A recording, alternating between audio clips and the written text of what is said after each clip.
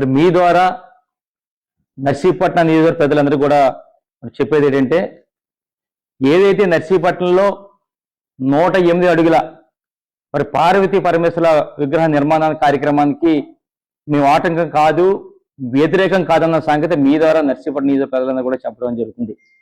నువ్వు నిజంగా శివభక్తుడు అయితే సొంతంగా స్థలం కొను, సొంతంగా భూమి కొను, భూమిలో పెట్టు. 108 అడుగులు పెడతావా, 180 అడుగులు పెడతావా పెట్టు. లేదు ఈరోజు చూస్తే నిజంగా నువ్వు శివభక్తుడు అయితే బలిగట్ట శ్రీ బ్రహ్మలింగేశ్వర స్వామి అత్యంత పురాతనమైంది బ్రహ్మాండ ఆలయం, చాలా పెద్ద పేరు ఉంది. దక్షిణ కాశీ అని కూడా పిలుస్తారు.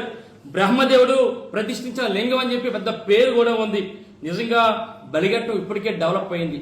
నీకు నిజంగా శివభక్తుడు అయితే అక్కడ 108 అడుగుల విగ్రహాన్ని అక్కడ పెట్టు. మరి ఏదైతే నువ్వు 108 అడుగుల విగ్రహం పెడతావో ఆ ప్రాంతం అంతా కూడా మరి పర్యాటక కేంద్రంగా ఏర్పడుతుంది. ఆ ప్రాంతంలో అందరూ కూడా ప్రజలందరూ కూడా ఫైనాన్షియల్ గా సెటిల్ అవుతారు. ఆ ప్రాంతం కూడా అభివృద్ధి చెందుతుంది. అందుకని నిజంగా చెప్తా, వీరందరూ కూడా నిజంగా బలిగట్టు ఇప్పటికే అభివృద్ధి చెందింది.